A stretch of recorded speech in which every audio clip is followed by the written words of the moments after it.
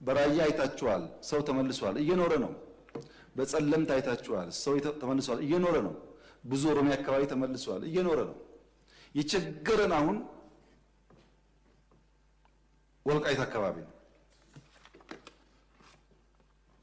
ሊፈታ ያልቻለው ጉዳይ ልክ ገበሬ ዘር ዘርቶ ከዝናብ በኋላ ምርት እንደሚጠብቀው አምኖ ዘር ዘርቶ ከሆነ ወራት በኋላ የተሻለ ያፍራል ብሎ እንደሚጠብቀው ስደት፣ መፈናቀል፣ ስቃይ ዘርተው ከሌሎች ኃይል እርዳታ የሚጠብቁ ሰዎች አሉ።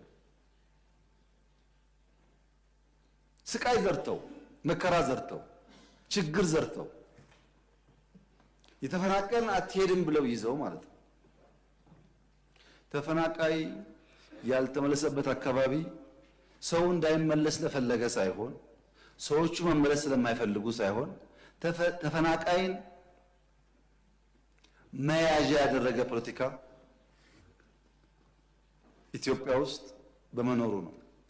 ልክ መንገድ ላይ ስትሄዱ የኔ ቢጤዎች ልጆቻቸውን መለመኛ እንደሚያደርጉት ልጆቻቸውን ታቅፈው ይለምኗቸዋል። ብር ስጧቸው፣ ልጃቸውን ተቀበል ተቀበይ ይላሉ።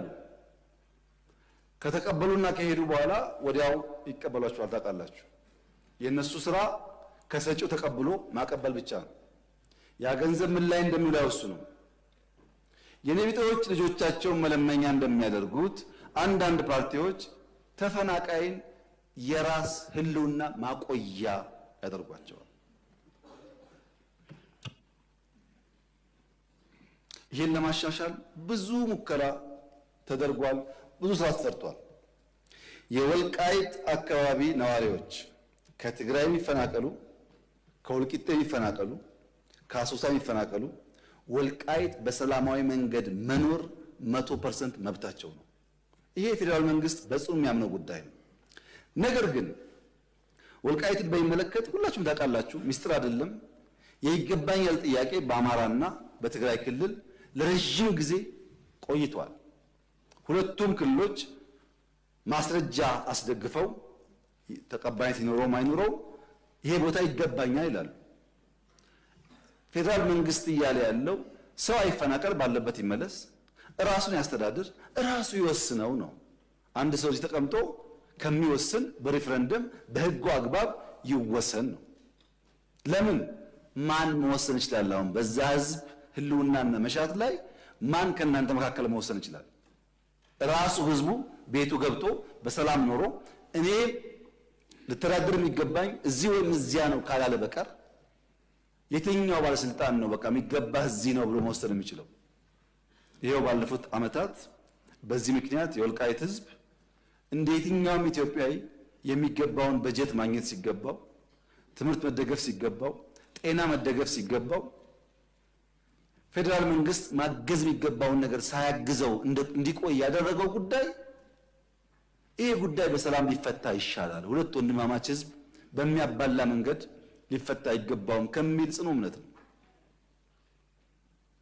እኔ አልወስንም የወልቃይትን ጉዳይ፣ ተስፋ አደርጋለሁ እናንተም አትወስኑም።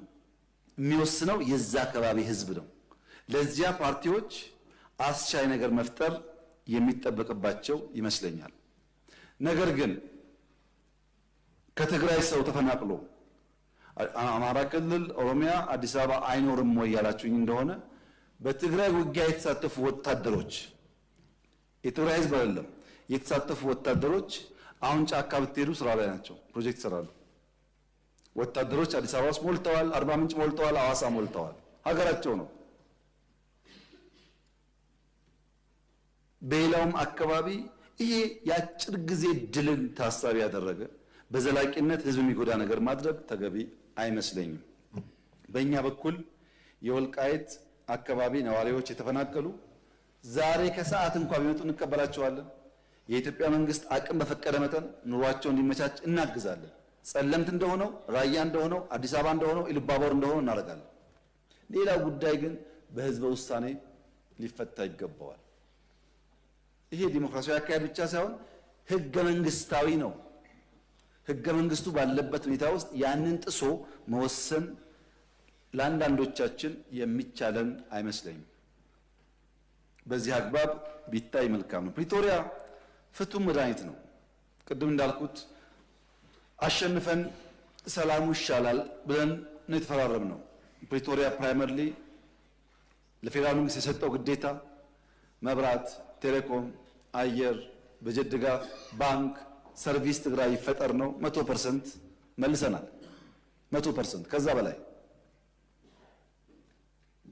በዛ ሳይድ የታጠቀ ይፍታ፣ የተፈናቀለ ይመለስ ነው። ከፊሉ መጥቷል፣ ከፊል ይቀራል። አሁንም እዛ ላለው ኃይል የኔ መልእክት ህዝቡ ወደ ቤቱ ይግባ፣ ወደ ቀዬ ይግባ፣ ስራውን ይስራ። እኛ ፖለቲካሊ እንጨቃጨቅ ስለ ቀለሙ ጉዳይ ህዝብ እያሰቃየን አይሁን የሚል ነው። ትግራይውን አንጻራዊ ሰላም አለ። እንደምታስታውሱት ከህዝብ ጋር ውይይት አድርጌያለሁ። እኔ ከተለያዩ ወረዳ መጥተው ተወያይተዋል። የሀገር ሽማግሌዎች፣ የፖለቲካ ሰዎች ብዙ ስብሰባ አድርጌያለሁ። የትግራይ ህዝብ ሰላም፣ ልማት ይፈልጋል። የትግራይ ህዝብ አሁን ካለበት ውጥንቅጥና አረንቋ የሚያወጣው እንደ ሌሎች አካባቢዎች ራሱ ተክቶ ለፍቶ መልማት ይፈልጋል። የትግራይ ህዝብ ከሌሎች ወንድም ኢትዮጵያውያን ጋር በሰላም መኖር ይፈልጋል። ታዲያ ችግሩ ምንድን ነው ያላችሁ እንደሆነ ይሄ ስልጡን ፖለቲካ የሚያቅ የታገለ ያታገለ ህዝብ መድረክ እንጂ ተዋናይ መሆን አልቻለም። በፖለቲካ አውድ ውስጥ መድረክ እንጂ ተዋናይ መሆን አልቻለም። መድረክ ይጫወቱበታል እንጂ አይጫወትም። የትግራይ ህዝብ ከመድረክነት ወጥቶ የፖለቲካ ተዋናይ ለመሆን ራሱን በአዲስ ቲንኪንግ መቃኘት አለበት። ሁል ጊዜ በአንድ አይነት አስተሳሰብ የምንቆይ ከሆነ ብዙ ነገር ሉዝ እናደርጋለን። ድሮ አባባል ነው፣ አሁን ግን ይታያል እኮ። መቀሌ ባለፉት 3 ዓመታት እንደ አዲስ አበባ፣ እንደ ባህር ዳር፣ እንደ ድሬዳዋ፣ እንደ ጅጅጋ ተሰርታ ቢሆን ምን እንደምታስቡት? ሁሉም እኩል ገቢ ያለው እኩል ድጋፍ አለው። ሀሳብ ከሌለ ግን ጊዜ ካልሰጠን ግን ልማት አይሰራም። እና የትግራይ ህዝብ በቀጣይነት የፖለቲካ መድረክ ሳይሆን ተዋናይ እንዲሆን መደገፍ ያለበት ይመስለኛል። በትግራይ ውስጥ ከአንድ በላይ የፖለቲካ ፓርቲዎች አሉ። 5፣ 6፣ 10 ፓርቲዎች አሉ። ችግር የሆነው አብዛኛዎቹ የትግራይ ፖለቲካ ፓርቲዎች ያሉበትን ደረጃ ማሻሻል አልቻሉም። የትግራይ የፖለቲካ ኃይሎች የአጃቢ ተዋንያን ሚና እንጂ የመሪ ተዋንያን ሚና መጫወት አልቻሉም። አንድ ቲያትር የሚሰራ ሰው ሁል ጊዜ አጃቢ አይሆንም። 5 ዓመት ያጅብና አንድ ቀን መሪ ተዋንያን ይሆናል። መሪ ተዋንያን ወደ መሆን ካላደጉ በቀር አጃቢ ተዋንያን ሆነው ተሰብሰቡና ምርጫ ያስፈልግም ብላችሁ መግለጫ አውጡ፣ ተሰብሰቡና እንደዚህ አድርጉ ከሆነ እዛ አካባቢ ያለው ፖለቲካ እድገት ወደሚፈለገው ደረጃ አይደርስም። ህዝቡ ከመድረክነት ወደ ተዋናይነት፣ የፖለቲካ ፓርቲዎች ከአጃቢ ተዋናይነት ወደ መሪ ተዋናይነት ሲቀየሩ ግን የሰለጠነ ህዝብ፣ ፖለቲካ የሚያቅዝብ፣ ንግግር የሚያቅዝብ ስለሆነ ብዙ ጉዳይ ይቀየራል ብዬ አስባለሁ። እዛ አካባቢ ላለው ኃይል በጣም ቀለል ባለ መንገድ መልሴ አንድ አርሶ አደር በሐምሌ ዶፍ